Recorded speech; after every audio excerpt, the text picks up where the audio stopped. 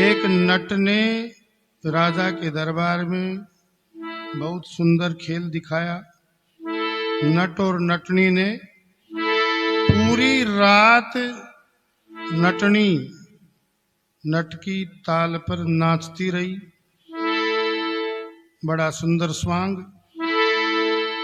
दरबार में जितने भी लोग आए थे सब प्रसन्न हो गए, खुश हो गए। लेकिन प्रातः काल का जब समय हुआ, सुबह का समय 4 बजने को हुआ, तो वो जो नटनी है कुछ थक गई। पूरी रात नाचते नाचते थकान आ गई, तो उसके पैर कुछ इधर उधर गिरने लगे।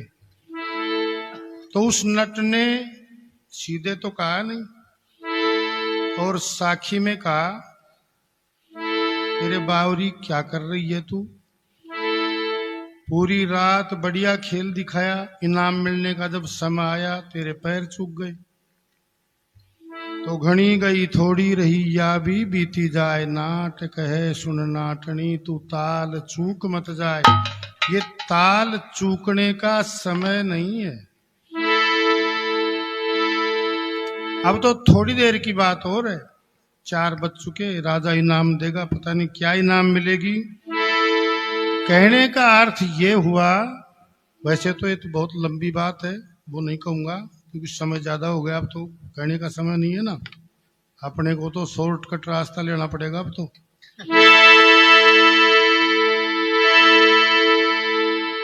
इस बात से वैसे तो 4 मनुष्यों को ज्ञान हुआ था। उस नट ने जब ये बात जोर से आवाज लगाई, एक को नहीं 4 को ज्ञान हुआ है। लेकिन जो मूल बात है, जो मैं कहना चाह रहा हूं, वो ये है कि अब हमारा जीवन थोड़ा सा बचा है, और ये जो थोड़ा जीवन है इसमें तो कम से कम तू चेत जा। ये ताल चूकने का समय नहीं है। ये मनुष्य शरीर बार बार नहीं मिलता है। बड़े भाग मानुष तन पावा, सुर दुर्लभ सदग्रंथ न गावा। बड़े भाग्य से मनुष्य शरीर प्राप्त होता है, जो देवताओं को भी दुर्लभ है। देवता भी इसकी मांग करते हैं कि हे प्रभु हमें मानव तन दीजिए। उनकी भी मोक्ष नहीं है। नर समान नहीं जग, नर समान नहीं।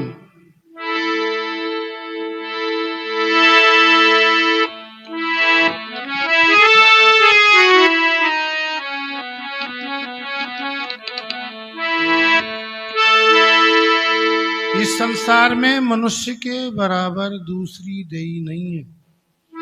और ये मनुष्य शरीर हमें ऐसे मिला नहीं है, फोकट में मिला नहीं है। इसको फोकट में गंवाना नहीं चाहिए, इसकी सार्थकता को समझना चाहिए। जब हमें मिला है, पहली बात तो ये कहते कि बड़े भाग्य से प्राप्त होता है। तो भाग्य में तो कोई कमी नहीं है, हमारा भाग्य कमजोर नहीं है। हमें मनुष्य शरीर मिला हुआ है, जो देवताओं को भी दुर्लभ का है। देवता भी इसकी मांग करते हैं कि प्रभु हमें मानव तन दीजिए। फिर जब ये मिला हुआ है तो फिर इसका लाभ उठाना चाहिए। जो आदमी हाथ में आए हुए अवसर को चूक जाता है, वो आदमी बुद्धिमान नहीं कहलाता। हाथ में यदि कोई अवसर आ जाए, ये मनुष्य शरीर बार बार मिलता नहीं है। इसके लिए हमने बहुत सारे पुण्य कर्म किए, सत्कर्म किए, तब कहीं जाकर के मनुष्य शरीर प्राप्त हुआ है। और इसको व्यर्थ में ही खो देंगे तो ये हमारी बहुत बड़ी भूल होगी।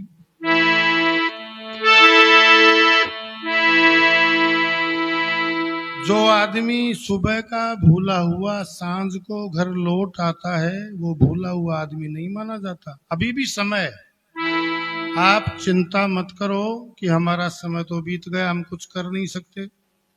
जो थोड़ा बचा है ना, उस पर थोड़ा सा विचार कर लो, उसको तो कम से कम सफल बनाओ।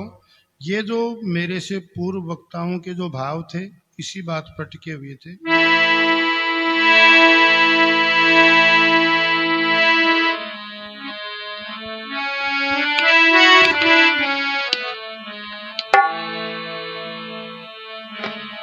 ये जी दाग पर कर भाई रे मन रो मैल पर कर भाई रे भाई रे मन रो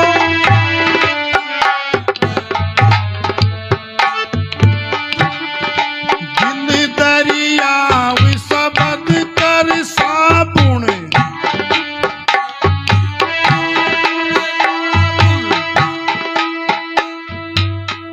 अरे दाग पर कर भाई रे मन में यदि कोई मैल है तो उसको दूर कर ले।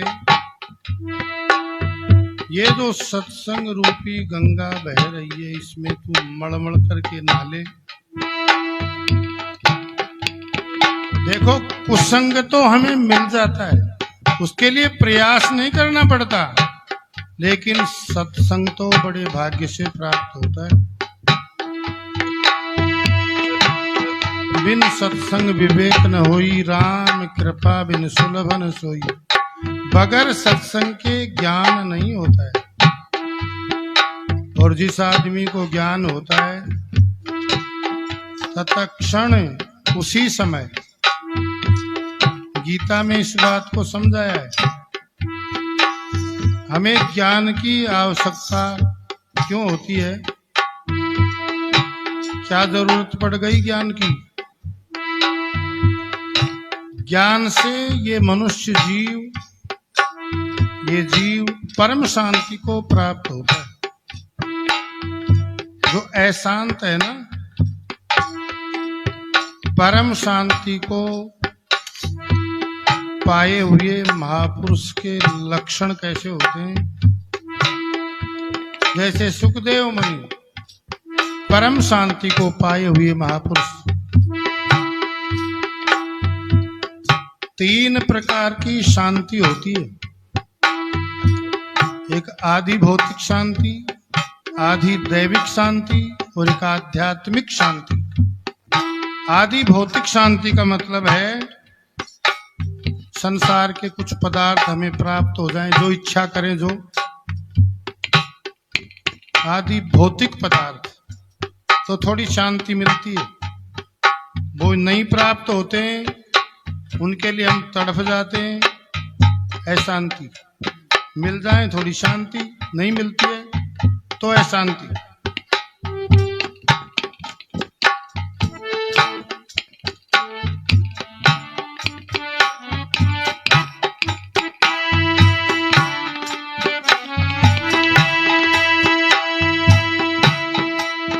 और एक आधी दैविक शांति, प्रकृति प्रकोप हो जाए तो अशांति, और प्रकृति साथ दे दे, समय पर बरसात हो जाए, समय पर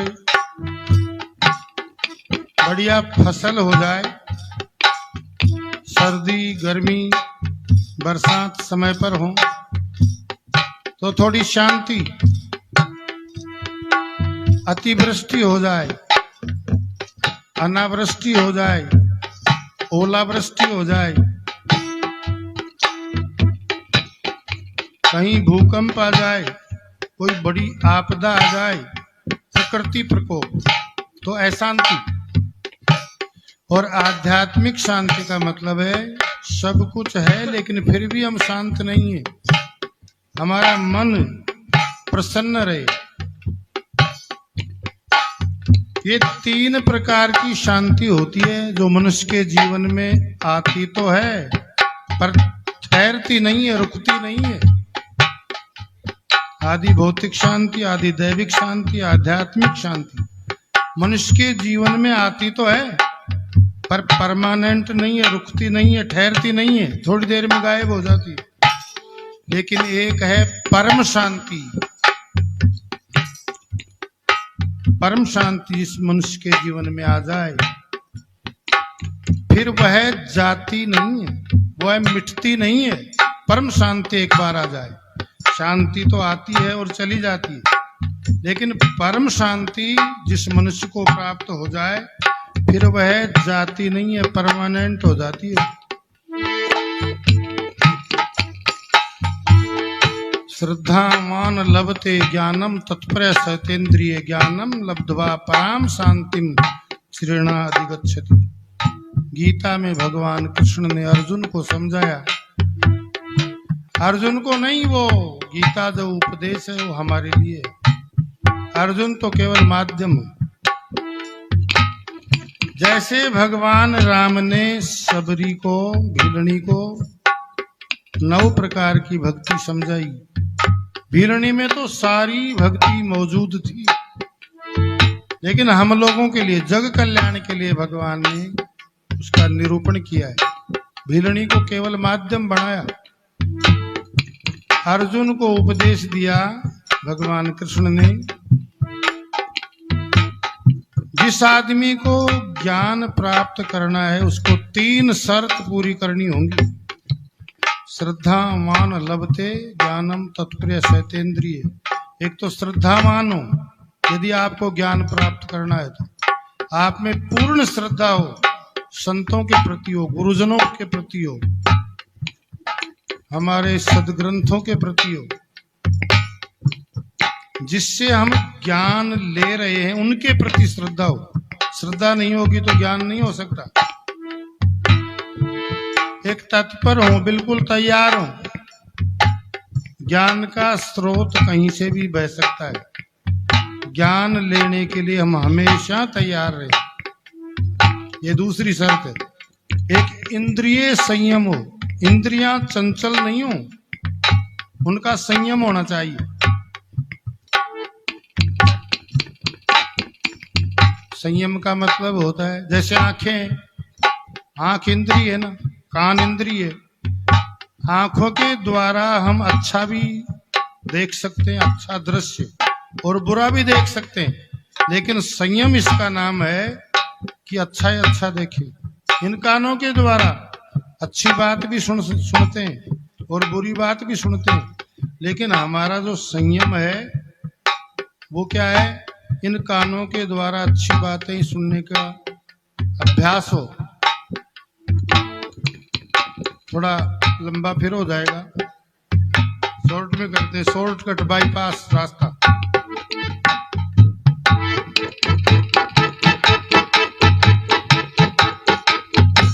देखो, कोशिश करूंगा आप लोगों को शॉर्टकट ले जाने का, क्यों ज्यादा समय बचा नहीं है, आपकी उम्र बहुत ज्यादा हो गई है। तो कोशिश करेंगे अपन, प्रयास तो करें ना।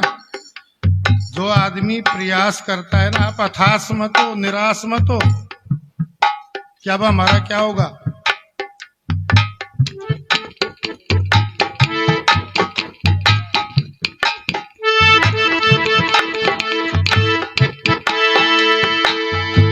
श्रद्धावान लभते ज्ञानम तत्पर सतेन्द्रिय। एक तो श्रद्धावान हो, ज्ञान को प्राप्त करना है, तत्पर हो, तैयार हो, इंद्रिय संयम हो, तो उस आदमी को ज्ञान की प्राप्ति होती है। 3 शर्त जिसने पूरी कर दी। और ज्ञान से क्या होता है, ये आपका प्रश्न हो सकता है ना, भाई हम ज्ञान क्यों प्राप्त करें? बढ़िया है, बढ़िया खाने को मिल रहा, बढ़िया पहनने को मिल रहा। ज्ञान से क्या होता है भगवान कृष्ण समझा रहे हैं गीता में। ज्ञानम लब्ध्वा पराम शांति मणि। ज्ञान की जब प्राप्ति होती है तो ये जीव परम शांति को प्राप्त होता है। ऐसा कौन मनुष्य है जो शांति नहीं चाहता? ये जीव परम शांति को प्राप्त होता है ज्ञान होने से।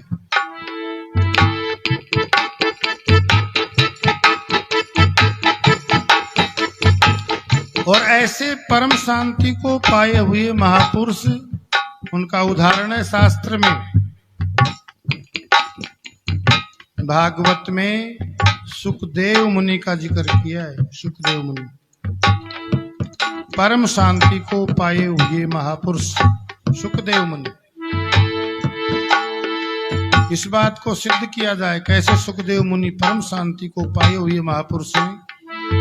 कहते हैं कि सुखदेव मुनि 12 साल तक मां के गर्भ में रहे। 12 साल तक। और जब वो गर्भ से बाहर आए हैं तो नग्न अवस्था में ही जंगल की ओर चल दिए। उनको गर्भ में ही ज्ञान हो गया सुखदेव मुनि को। और जिसका उदाहरण है उनके पिता व्यास जी ने उनको आवाज लगाई कि पुत्र रुको, लेकिन उन्होंने सुना ही नहीं, उनको ध्यान ही नहीं है। सुखदेव मुनि तो पुत्र समझे बैठे व्यास जी, और सुखदेव मुनि ने ध्यान ही नहीं दिया। कोई पीछे से आवाज भी दे रहा है, जिसका उदाहरण है कि आगे उस जंगल में कुछ देवांगनाएं सरोवर में स्नान कर रही है, अपने वस्त्रों को खोल करके स्नान कर रही हैं देवांगनाएं। और जब सुखदेव मुनि निकले उधर से तो स्नान करती रही, और पीछे से जब जो व्यास जी जब आए, जो वृद्ध अवस्था में थे, बूढ़े थे, उनको देख करके देवांगनाओं ने अपने वस्त्र पहन लिए। तो व्यास जी ने प्रश्न किया उन देवांगनाओं से कि ये जो इतना जवान लड़का जब सामने से गया तब तो तुम नग्न अवस्था में स्नान करती रही, और जब मैं बिल्कुल बूढ़ा आदमी, सफेद दाढ़ी, वृद्ध अवस्था है मेरी, मेरे को देख करके तुमने वस्त्र पहने, कारण क्या है बताओ। तो उन देवांगनाओं ने कहा कि देखो मुनि जी, व्यास जी, इनको इस संसार का ज्ञान ही नहीं है, इनको कोई पता ही नहीं है स्त्री है या पुरुष है, कोई है भी। बोले ये कैसे पता कर लिया? बोले आप आवाज दे रहे थे पुत्र रुको, ठहरो, लेकिन ये रुके नहीं, इन्होंने ध्यान ही नहीं दिया। तो हमने अर्थ लगाया कि इनको संसार का कोई बोध नहीं है, और आपको बोध है, इसलिए हमने वस्त्र पहने, आपसे शर्म करके हमने वस्त्र पहने। तो वो सुखदेव मुनि नग्न अवस्था में रहते हैं।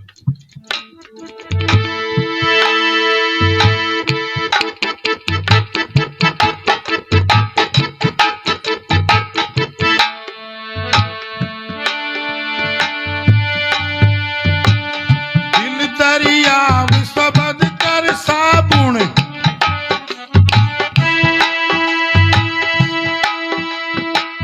मन रो मैल परो कर भाई रे। मन में जो मैल भरा पड़ा है उस मैल को दूर कर दे, तो अच्छाई को ग्रहण कर ले, बुराई को छोड़ दे। ये सुधरने का तरीका है, जीवन को सफल बनाने का। दिल को दरियाव बना, समुद्र बना, दिल दरियाव शब्द कर साबुन। गुरु के शब्दों का पालन कर, तेरा कल्याण हो जाएगा। शब्द रूपी साबुन लगा। देखो जो वस्त्र होता है ना, कपड़ा, इस पर यदि कोई मैल चढ़ जाए तो उसको साबुन से और पानी से धोया जा सकता है। लेकिन मन में यदि कोई मैल है, हमारे अंदर कोई छल है, कपट है, उसको कैसे धोया जाए? उसकी क्या युक्ति है? साबुन की पार पड़ने वाली नहीं है। जल और साबुन उसमें काम नहीं आएगा। वस्त्र को तो धोया जा सकता है, उज्जवल किया जा सकता है, लेकिन मन के मैल को यदि धोना है तो गुरु शब्दों का साबुन लगा, गुरु के वचनों का पालन कर।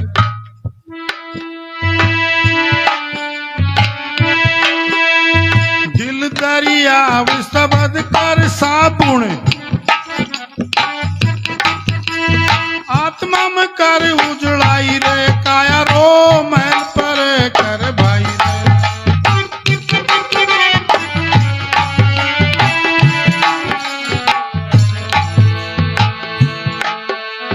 दाग पर कर भाई रे, मन रो मैल पर कर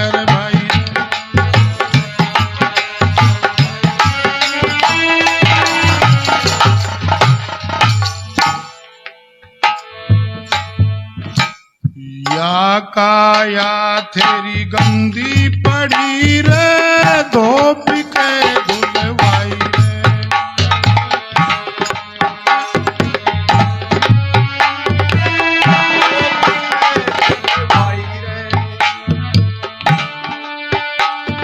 बिन साबुन तेरो मैल कटेगो, बिन साबुन थारो मैल कटेगो।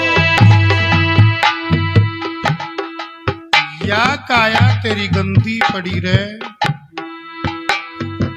इस शरीर में छल और कपट रूपी मैल बहुत भरा पड़ा है।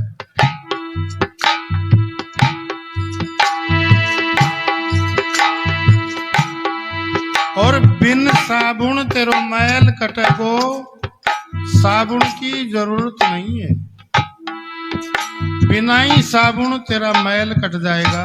मन का जो मैल है, युक्ति बताइए इस भजन के माध्यम से। तू शब्दारो साबुन लगाई रे, तू शब्द रूपी साबुन को लगा के देख, गुरु के वचनों का पालन कर, गुरु का ज्ञान ले। तेरे हृदय में जब ज्ञान की वृद्धि होगी, जब ज्ञान बढ़ेगा, घबराओ मत, एक दिन की बात नहीं है, एक दिन में ज्ञान हो नहीं सकता, धीरे धीरे ज्ञान होता है। एक गुड़ता गुड़ता ही महादेव जी बनता है, एक दिन में नहीं, इसलिए घबराने की जरूरत नहीं है।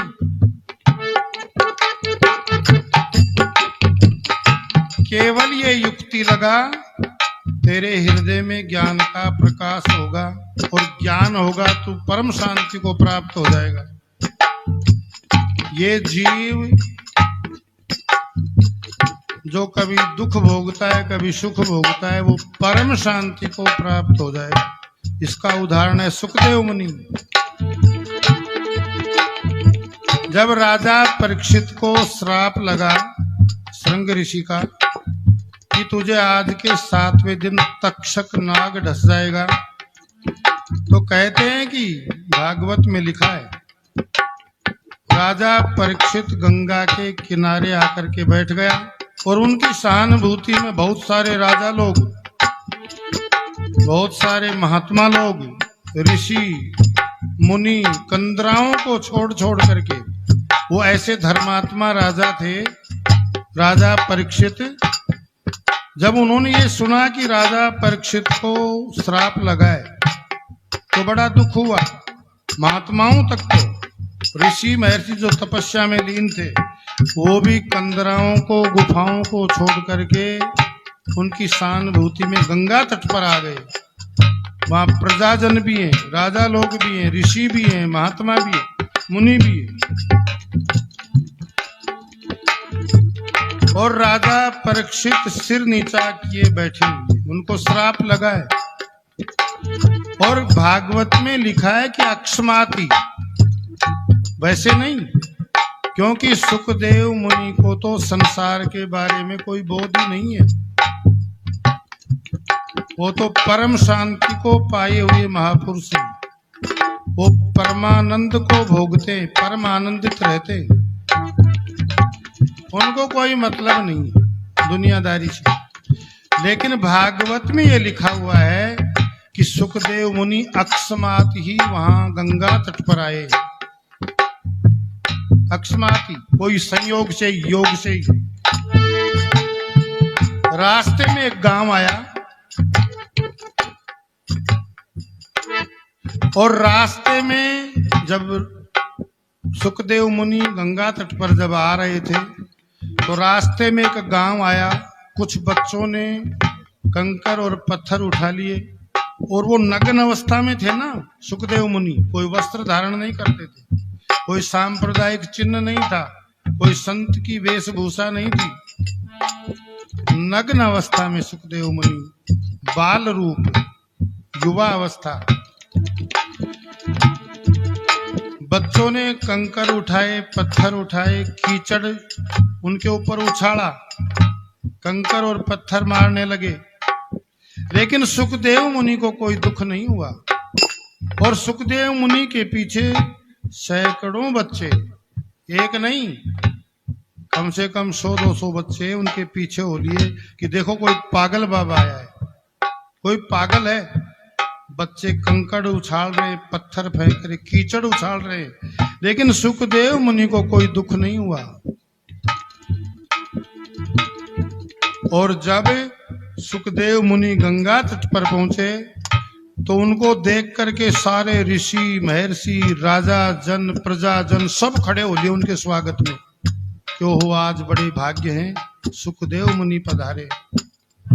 उनके स्वागत में सब खड़े हो गए। ये देख करके, दृश्य देख करके बच्चे तो पीछे हो लिए, भग लिए, सोचने लगिए तो कोई सिद्ध है जिसको हम पागल समझ रहे थे, ये सब दंडवत प्रणाम कर रहे हैं। बड़े बड़े ऋषि 10-10 हजार वर्ष जिनकी आयु है, ऐसे ऋषि भी इनको प्रणाम कर रहे हैं, नमस्कार कर रहे हैं। ये तो कोई महापुरुष है, कोई सिद्ध पुरुष है। उनको सिंहासन पर बिठाया गया, उच्चासन दिया सुखदेव मुनि को, गंगा जल से स्नान कराया, चंदन का लेप किया, ललाट पर किया, गिरवा पर किया, भुजाओं पर किया, उनको पुष्प मालाएं पहनाई, उनका दिव्य स्वागत हुआ। लेकिन फिर भी वो प्रसन्न नहीं हुए सुखदेव मुनि। इतना उनको दुख मिला, बच्चों ने कष्ट दिया, तो उनको कोई दुख नहीं हुआ।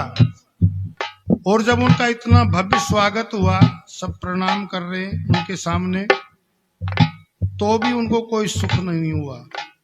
ये परम शांति को पाए हुए महापुरुष के लक्षण। तो जिस आदमी को ज्ञान की प्राप्ति होती है वो परम शांति को प्राप्त हो जाता है।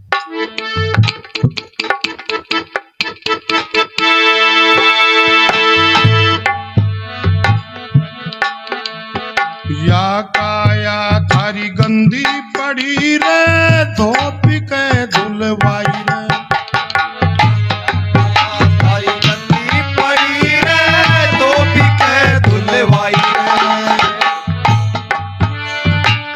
साबुन थारो मैल कटेगो, बिन साबुन थारो मैल कटेगो, सब तर साबुन लगाई रे, काया रो मैल परे कर भाई।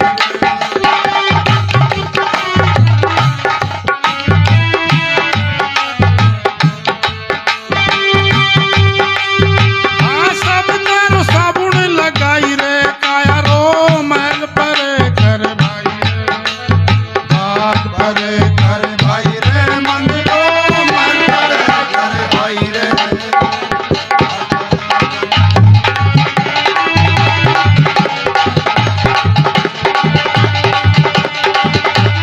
दिल दरिया सबद कर साबुन, दरिया सबद कर साबुन, आत्मा में कर उजड़ाई रे, काया रो मैल परे कर भाई।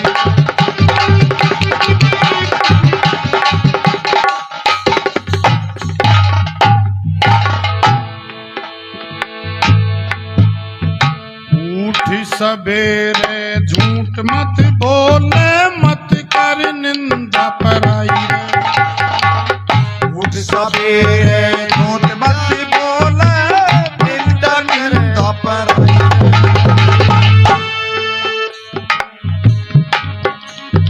उठ सवेरे झूठ मत बोले, मत कर निंदा पराई रे, मत कर निंदा पराई रे।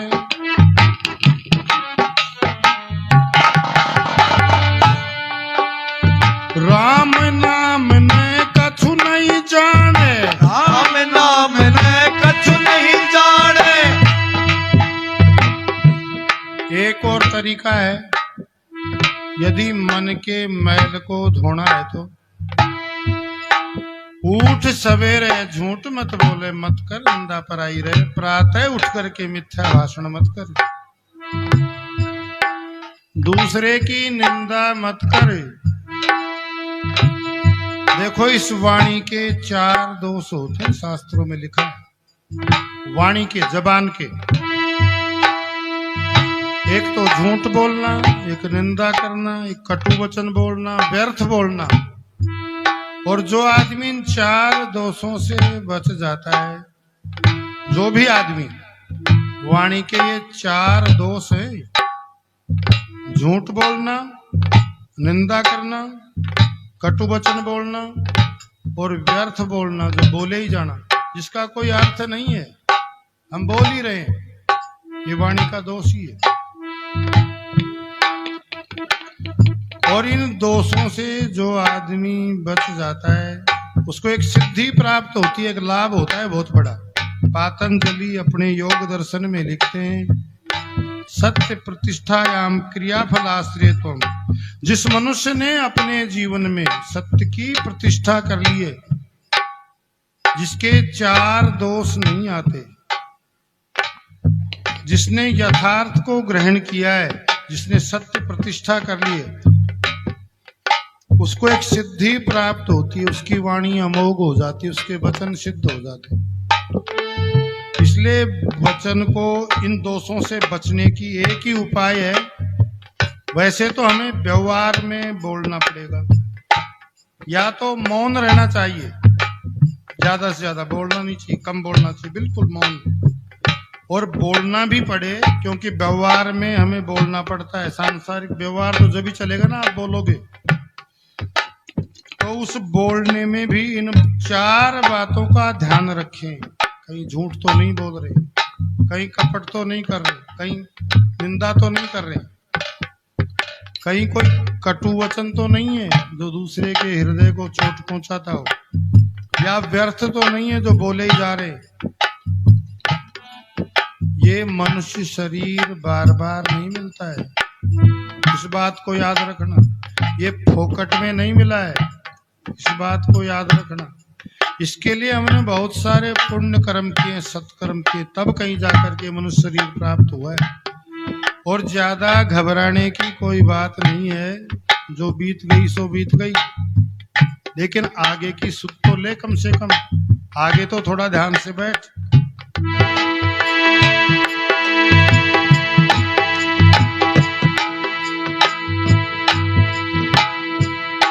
उठ सवेरे झूठ मत बोले, मत कर निंदा पराई रे।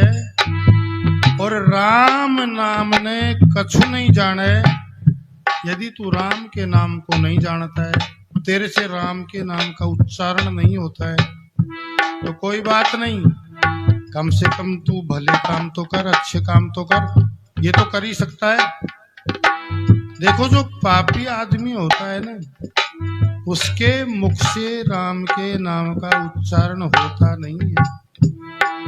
रत्नाकर नाम का डाकू, जो आगे चल करके वाल्मीकि कहलाया, उसने इतने पाप किए, इतनी जघन्य हत्याएं की कि कहते हैं कि 7 जन्म तक भी मुक्ति नहीं हो सकती। जब सप्त ऋषियों ने कृपा की, कोई ना कोई पुण्य उदय हुआ, उन्होंने राम नाम का मंत्र दिया उस रत्नाकर नाम के डाकू को। उससे उच्चारण नहीं हो पाया राम के नाम का, क्योंकि वो बड़ा पापी था। पापी आदमी के मुख से राम के नाम का उच्चारण होता नहीं। केवल उसके मुख से यही बात निकली, वो मरा मरा करता रहा। हार करके वो सप्तऋषि ये कह करके चले गए, तू मरा मरा ही कर, तेरा कल्याण हो जाएगा। उल्टा नाम जपा जग जाना और वाल्मीकि भय ब्रह्म समाना। उस वाल्मीकि ने उल्टा नाम जपा है और वो ब्रह्म के समान पूजित हुए। आगे चल करके कहते हैं उनके शरीर पर नाम जपते जपते मरा मरा का उल्टा हो गया राम राम। धीरे धीरे जब पाप क्षीण हुए, क्योंकि जो मनुष्य कितने ही पाप किया हुआ क्यों न हो, लेकिन भगवान के नाम का जो उच्चारण करता है बार बार, उसके पाप क्षीण हो ही जाते। ज्ञान घटे नरमुड की संगत, ध्यान घटे चित विष भरमाए, तेज घटे परनार की संगत, बुद्धि घटे बहु भोजन खाए, प्रेम घटे नित्य ही कुछ मांगत है। मान घटे नित पर घर जाए, और दीपाल कहे सुन रे मन मूर्ख, ये पाप घटे हरि के गुण गाए।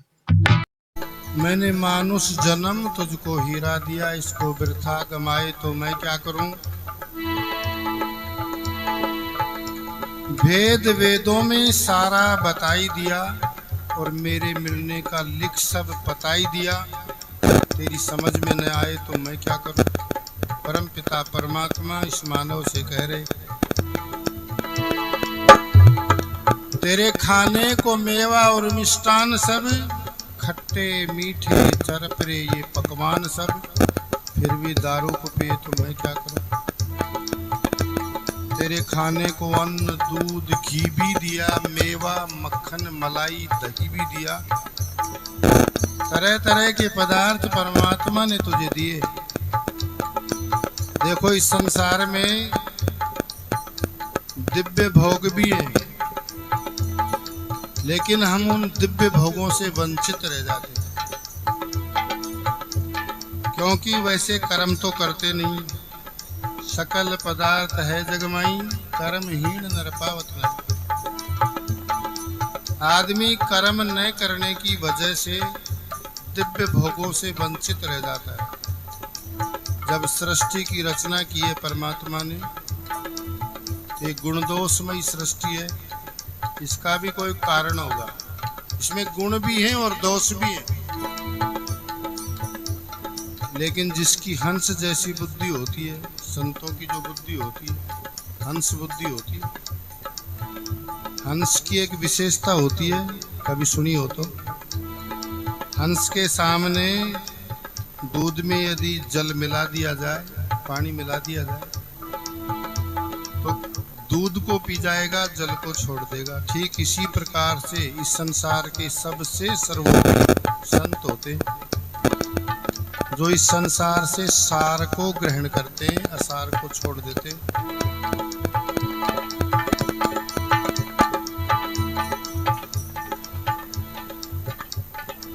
गुण और दोषमयी ये सृष्टि है, इसमें गुण भी है, दोष भी, अच्छे पदार्थ भी हैं, बुरे पदार्थ भी हैं, लेकिन जो बुद्धिमान आदमी होता है, गुरु का लाल होता है,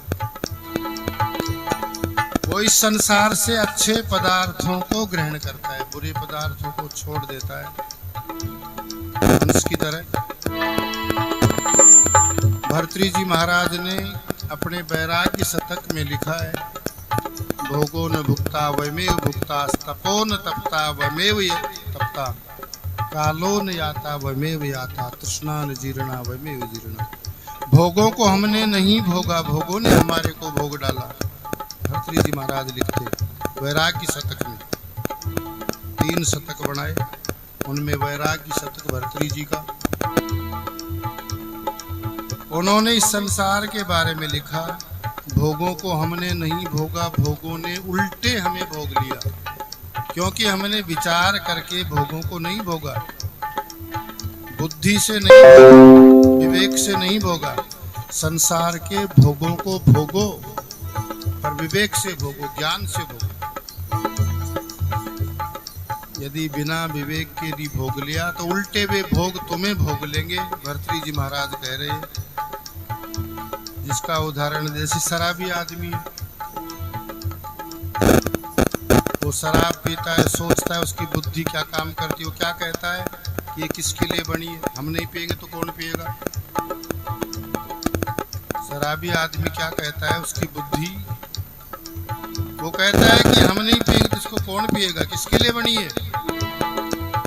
लेकिन वो विचार नहीं करता कि तेरे शरीर का नाश कर देगी, तेरे धन का नाश हो जाएगा, तेरी इज्जत का नाश हो जाएगा, संसार में तेरी वैल्यू नहीं रहेगी। उस पर विचार नहीं करता, उल्टा वो उस आदमी को भोग लेती है, क्योंकि विवेक से नहीं भोगा है। तपों को हमने नहीं तपा, तपों ने हमारे को तपा डाला। भर्तृहरि जी महाराज कहते तपों को हमें तपना चाहिए था, लेकिन उल्टे तपों ने हमें तपा डाला। समय व्यतीत नहीं होता है, समय नहीं बीतता है, हम ही बीत रहे हैं। आज भी 10 बजेंगे, कल भी 10 बजेंगे, और ये पता नहीं बजते ही रहेंगे। कब से बजते आ रहे हैं। सूर्य कब से उग रहा है, कब से छिप रहा है। दिन रात का समय का जो चक्र है ये अनादिकाल से है, इसका कोई आदि नहीं है। जिसका आदि नहीं उसका अंत भी नहीं है। समय व्यतीत नहीं होता है, समय नहीं बीतता है। कल भी दिन होगा, फिर रात होगी, फिर दिन होगा, ये होता ही रहेगा। लेकिन हम बीत रहे हैं, हम जर्जर अवस्था को प्राप्त हो रहे, बुढ़ापा आ रहा है। पहले जन्म हो रहा है, फिर बुढ़ापा, फिर मृत्यु हो रही है, और ये द्रुत गति से हो रहा है ये कार्य। बलिभिर मुखक्रांतम फलितै रंकितम शिरः गात्राणि शिथिलायन्ते तस्मै कातरणायते। ये भी भर्तृ जी का ही श्लोक है। भर्तृ जी ने इस आदमी को बहुत चेताया, बहुत समझाया कि तुझे ये मानव तन मिला है, इसको व्यर्थ में मत खो, इस पर विचार कर। देखो बालक कितना सुंदर होता है, कितना प्यारा होता है, छोटा होता है। युवावस्था होती है, तरुणावस्था, वृद्धावस्था जब होती है, उसका वर्णन किया बुढ़ापे का। जो बचपना होता है वो तो खेल में खो देता है आदमी। सब संसार खेल ही खेल नजर आता है उसको, खेलता है वो, छोटा बच्चा होता है। जब युवावस्था होती है, जवानी होती है, तो ये संसार भोग रूप दिखाई देता है। सब भोगने की चीजें, वो अंधा हो जाता है एकदम भोगों में। लेकिन जब वृद्धावस्था होती है, बुढ़ापा आता है, तो फिर ये संसार दुख रूप नजर आने लगता है। इसमें भी दुख है, इसमें भी दुख है। ये संसार खाने को दौड़ता है उसको बुढ़ापे में, वृद्धावस्था में। तो भर्तृ जी ने इस बात पर आदमी को चेताया। मुख की क्रांति जाती रही, मुख पर जो कांति थी ना, तेज था, बुढ़ापे में वो चला जाता है। आंखों से कम सूझने लगा, कानों से कम सुनाई देने लग गया, गात्र शिथिल हो गया, लकड़ी टेक टेक करके चलने लगा, चेहरे पर झुर्रियां पड़ गई। लेकिन जो तृष्णा है वो तो बलवती हो रही है, जवान हो रही है बुढ़ापे में। बूढ़ा आदमी चारपाई में पड़ा पड़ा, उससे कुछ होता नहीं, फिर और बगजू देखो गाय खा जाए।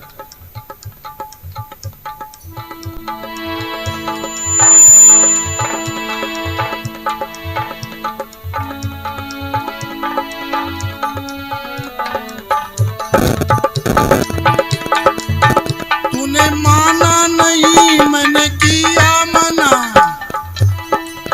तूने माना नहीं मैंने किया मना, तूने माना नहीं मैंने किया मना, तूने माना नहीं मैंने किया मना। तूने पाप कमाए हैं रात दिना, तूने पाप कमाए हैं रात दिना, तूने पाप कमाए हैं रात दिना। तूने माना नहीं, मैंने तो बार बार संकेत भी दिए, तुझे मना भी किया कि बुरे कर्म मत कर, तू पाप कर्म मत कर। परमात्मा हमें चेताता रहता है। कोई ना कोई महापुरुष आपके जीवन में आता है, आपको चेताता है, लेकिन आप तो इतने डीठ हो गए कि जगते ही नहीं हो।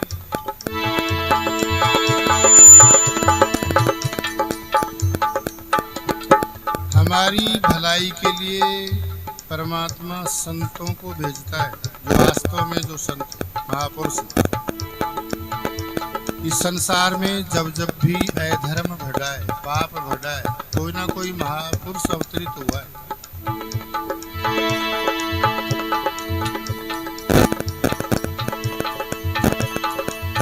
तूने माना नहीं मैंने किया मना, मैंने तो बहुत समझाया।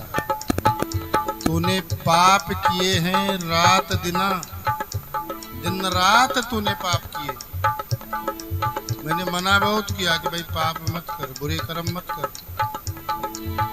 इस संसार से जाते तो सभी है, मरना सभी को है,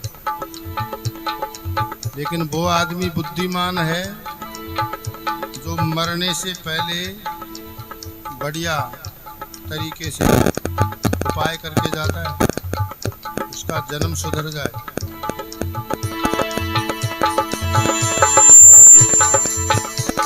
ज्ञान घटे नरमुड्ड की संगत, ध्यान घटे चित्त विष भरमाए। तेज घटे पर नार की संगत, बुद्धि घटे बहु भोजन खाए। प्रेम घटे नित ही कुछ मांगत, मान घटे नित पर घर जाए। और दीपाल कहे सुन रे मन मूरख, पाप घटे हरि के गुण गाए। कोई चिंता मत करो, यदि आप लोगों ने पाप भी कर डाले, पाप हो गया आपसे, जो हो गई, पहले जो हो गया। तीर कमान से निकल चुका, विचार क्या करना है। आपसे जो पाप हो गए तो हो गए, वो तो पहले हो गए ना, उसका सोच मत कर,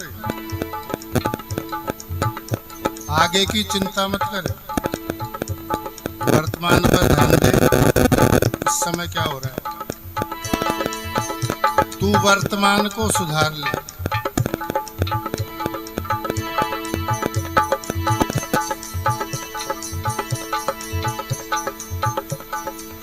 यदि तूने पाप भी कर डाले तो दीपाल एक बहुत अच्छे कवि हुए, उन्होंने लिखा है, दीपाल कहे सुन रे मन मूर्ख।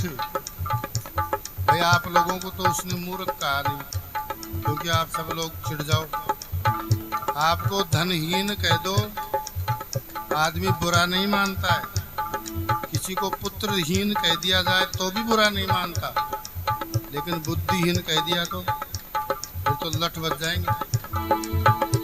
इसलिए दीपाल कवि ने इस मन को कहा, रे मन मूर्ख, पाप घटे हरि के गुण गाए।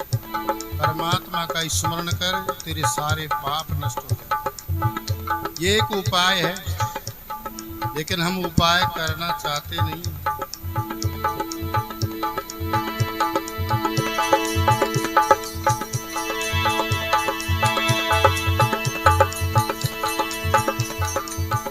ज्ञान घटे नरमुड्ड की संगत, मूर्ख मनुष्य की संगति से ज्ञान घट जाता है।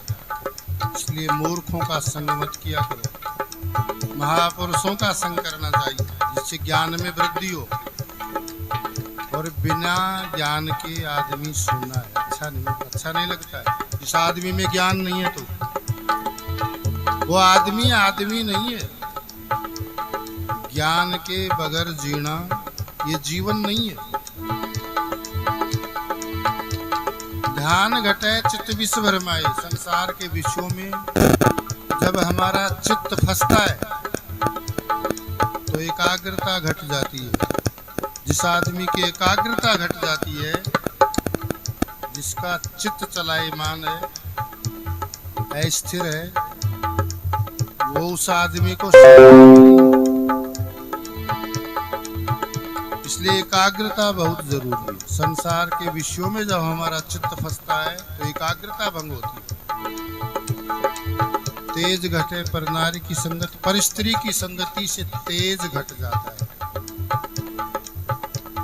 आदमी प्रभावहीन हो जाता है, कांतिहीन हो जाता है। बुद्धि घटे बहु भोजन खाए, अधिक भोजन करने से बुद्धि कमजोर पड़ती है। इसलिए संतों ने तो अल्पाहार युक्ताहार के लिए कहा है, लेकिन हम ये पाठ सीखना ही नहीं चाहते।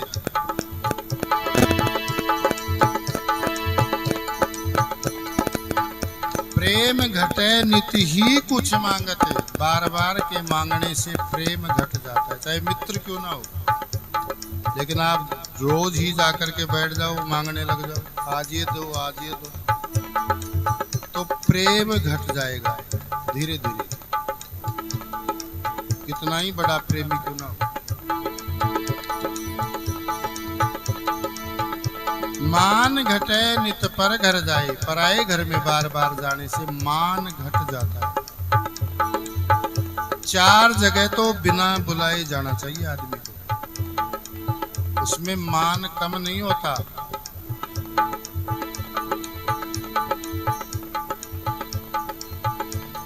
यद्यपि मित्र प्रभु पितु गुरु गेहा, जाइए बिन बोले उन संदेह। रामायण में लिखा है। सती को भगवान शंकर ने समझाया। सती ने जब हट किया, मेरे पिता के यहाँ यज्ञ है। भगवान शंकर कहते हैं कि अपने को निमंत्रण है नहीं, अपन क्यों जाएं, वहां जाने से अपमान ही होगा। फिर उन्होंने नीति समझाई भगवान शंकर ने अपने मुख से, और जिस बात की साखी भगवान शंकर कहते हो वो गलत हो ही नहीं सकती। शंकर की बात को, भगवान शंकर की बात को सती ने नहीं माना, उसको दुख उठाना पड़ा। यद्यपि मित्र प्रभु पितु गुरु गेहा, भगवान शंकर कहते सती से कि हे सती, वैसे तो पिता के यहाँ, मित्र के यहाँ, गुरु के यहाँ और स्वामी के यहाँ 4 जगह बिना बुलाए जाना चाहिए। एक तो अपने माता पिता के पास में, ऐसा नहीं कि वो बुलाए तभी आप जाओ। गुरु के पास में, मित्र के पास में, यदि आपका परम स्नेही है, कोई मित्र है आपका, तो वहां बिना बुलाए चला जाए, कोई दिक्कत नहीं। गुरु के दरबार बिना बुलाए। और एक स्वामी के,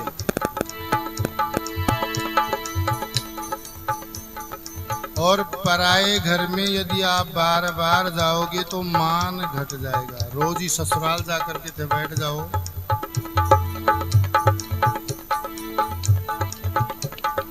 ससुराल में भी आपकी इज्जत नहीं होगी, लोग बाग अच्छे नजरिए से देखेंगे नहीं आपको।